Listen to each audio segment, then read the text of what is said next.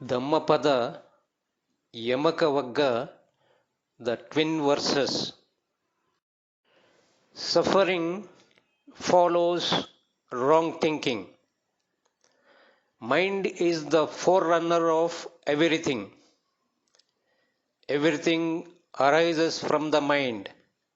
It is mind made.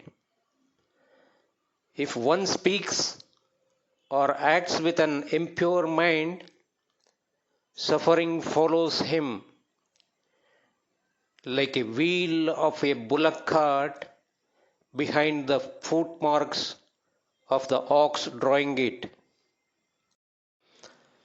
Happiness follows right thinking. Mind is the forerunner of everything. Everything arises from the mind. It is mind made.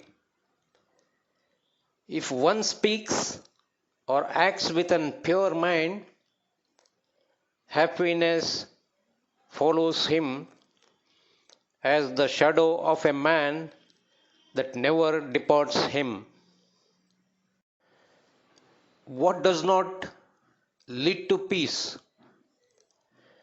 He abused me, he beat me, he defeated me, and he stole my belongings.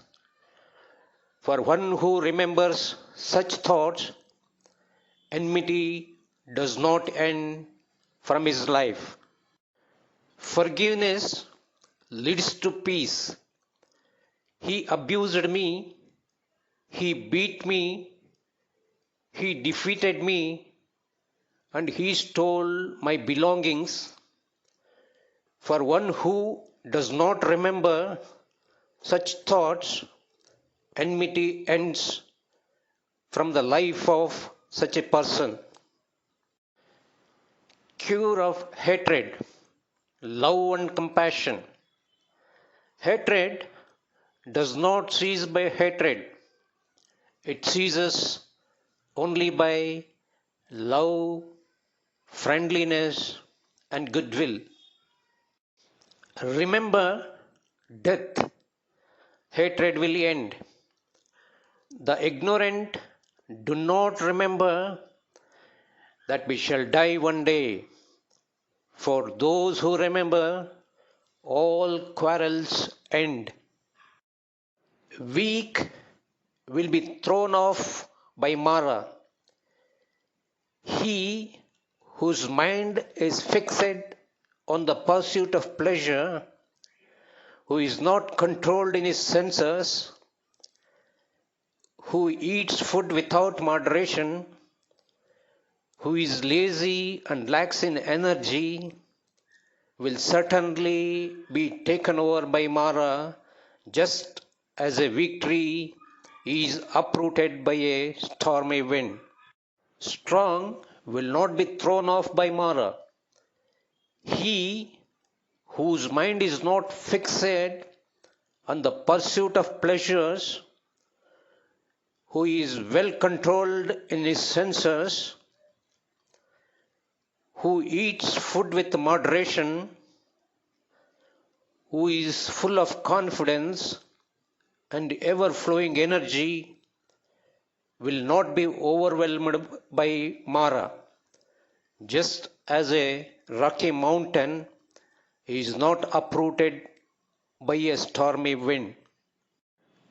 Who is worthy of yellow robe? He who, without cleaning himself of mental impurities, without self-control and truthfulness, wears yellow robe is unworthy of wearing it. Only the pure deserve the yellow robe.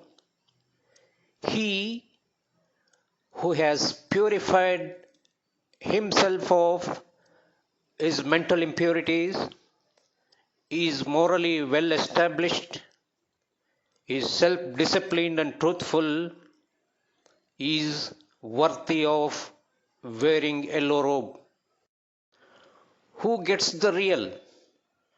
Those who take unreal as real and real as unreal will never realize the real due to their wrong thinking. With right perception, reach the real. Those who take real as the real and unreal as the unreal will realize the real due to correct thinking. Lust enters untrained mind. Just as the rainwater enters a house with damaged or leaking roof, lust enters a mind that is not properly trained to protect itself.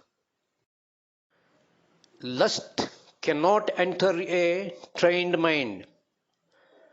Just as the rainwater does not enter a house with a good roof, lust does not enter a mind that is properly trained to protect itself. Evil doers suffer everywhere.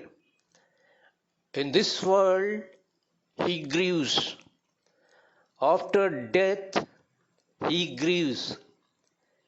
He who does evil deeds grieves in both the worlds.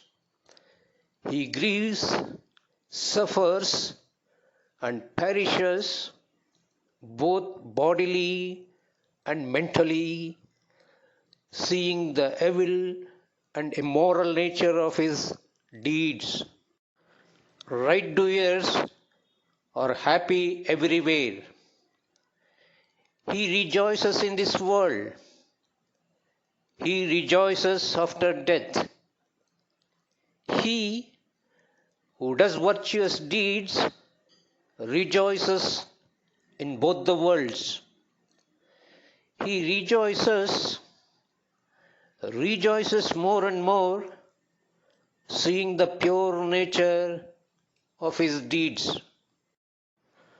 Sinner grieves everywhere. In this world, he suffers. After death, he suffers. He who does evil deeds suffers in both the worlds. He suffers to see his own evil deeds. He suffers still more, having gone to a miserable state. The virtuous will rejoice. In this world, he is happy and rejoices. After death, he is happy and rejoices. He who does good deeds is happy and rejoices in both the worlds. He is happy and rejoices to see his own virtuous deeds.